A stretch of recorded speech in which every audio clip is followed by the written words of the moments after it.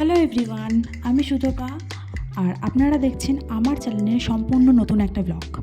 তো আপনারা কেমন আছেন আর কোথা থেকে আমার ব্লগটি দেখছেন অবশ্যই কমেন্টে জানাবেন। তো শুরু করছি আজকের ব্লগ। আজ ছিল শনিবার আর আমার বাড়িতে এই দিনটা নিরামিষ হয়, তাই আমার খুব পছন্দের ডিশ এটা, কারণ এটা করতে বেশি খাটতে লাগে না আর কোনো কাটাকুটির ঝামেলাও নেই, খুবই চটজলদি হয়ে যায়। তাই ফার্স্ট একটা বাটিতে টক দই ভালো করে একটু নুন আর অল্প চিনি দিয়ে ফাটিয়ে রাখলাম। দেন পরের স্টেপ হলো পনিরটা নিজের ইচ্ছা মতো কাট করে অল্প ঘিয়ে বা বাটারে স্যালো ফ্রাই করে ভেজে উষ্ণ গরম জলে তুলে রাখবো।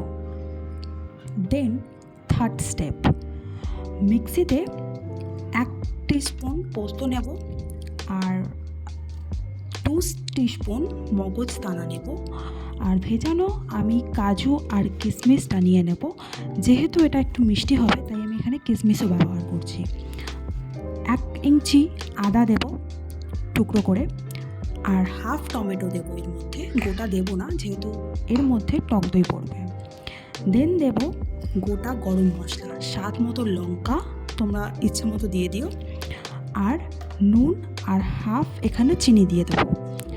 দেন এটাকে ব্লেন্ড করব। তারপর যখন এটা ব্লেন্ড হয়ে যাবে দেন আমরা যেই আর একটা কথা যেটা বলতে তোমাদের ভুলে গেলাম, যেটা আমি পনির করেছিলাম তার মধ্যে যে পনিরগুলো ভেঙে গিয়েছিল ওই ব্লেন্ডের সময় ওই মিক্সিতে আমি সেটাও দিয়ে দিয়েছিলাম। আর আমার যেহেতু নিচেটা ধরে গেছিলো পনিরটা ভাজার সময়, তো সেই ভাজা পনিরগুলো যেগুলো ধরে গিয়েছিলো সেগুলো ওর মধ্যে অ্যাড করে দিয়েছিলাম, তাই টেস্টটা আরও সুন্দর এসেছিলো। তো তোমরা সেইভাবে দেখে করে নিও পেস্টটা। দেন ওই সেম জায়গাতে আরও একটু ঘি নিয়ে নিয়েছিলাম। তারপর আমি আর গরম মশলা ফোড়ন দিইনি, যেহেতু আমি ওই মশলাতে গরম মশলা দিয়ে দিয়েছিলাম, তাই ঘিয়ের মধ্যে ডাইরেক্ট ওই মশলাটা দিয়ে দিলাম। দেন ভালো করে আমি একটু কষালাম। যখনই ওটা একটু গাঢ় হয়ে এলো আমি দিয়ে দিলাম ওই ফ্যাটানো টক দইটা। দেন আরেকটু আমি নুন দিলাম যাতে ব্যালেন্স হয়ে যায়, কারণ এর মধ্যে আরও একবার জল পড়বে। আর অনেকটা ভালো করে এটা আমি কষাবো। আর এই পুরো রান্নাটাই হবে একদম স্লো আছে, কারণ মিডিয়ামে দিলেও এটা সবসময় নাড়াতে হবে। আর দেন আমি এর মধ্যে দিয়েছিলাম একটুখানি পনিরের বাটার মশলাটা।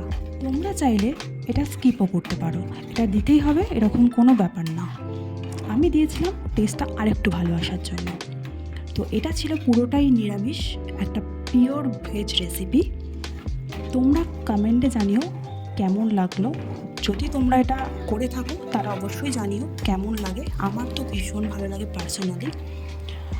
আর যারা করোনি টেস্ট তারা একবার বানিয়ে আমাকে অবশ্যই কমেন্টের মধ্যে জানিও।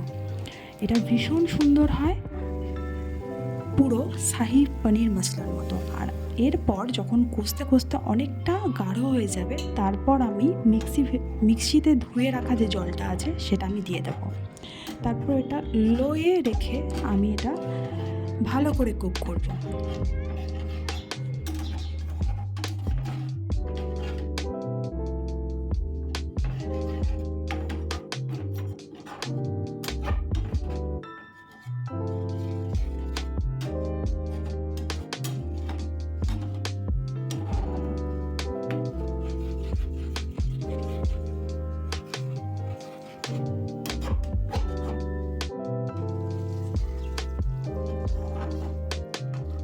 এবার দেখো কতটা সুন্দর ক্রিমি টেক্সচার এসছে।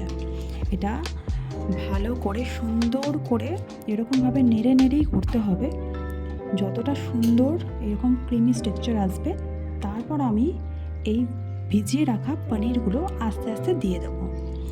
আর এই যে গরম জলটা আছে এটা কিন্তু ফেলবো না, এটাও আমরা ইউজ করবো এর মধ্যে। তো এই দেখো আমি প্রত্যেকটা পনির এখানে দিয়ে দেবো, দিয়ে পনিরটাকে ভালো করে এর সঙ্গে কষিয়ে নেব।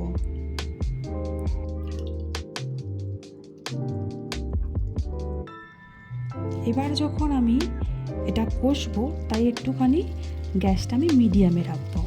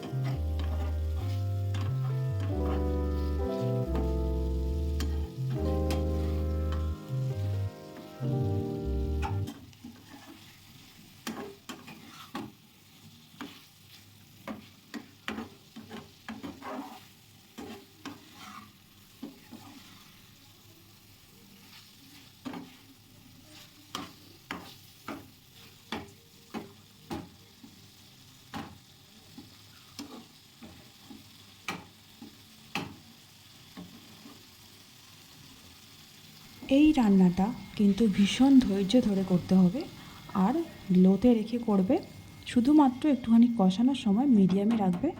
ব্যাস, এবার আমাদের লাস্ট স্টেপ চলছে।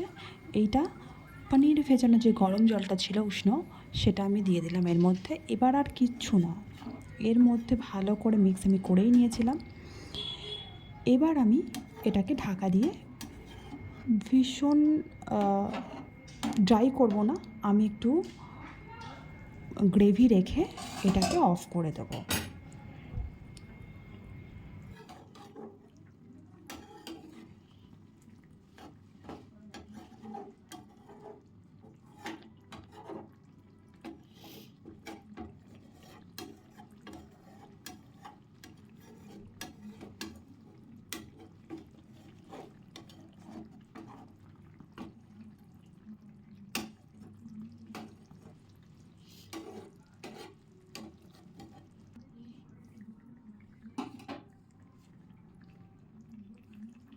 ঠিক এই পজিশনে যখন চলে আসবে, আমি গ্যাসের ফ্লেমটা অফ করে দেবো আর দিয়ে দেবো উপর থেকে 1 চামচ ঘি।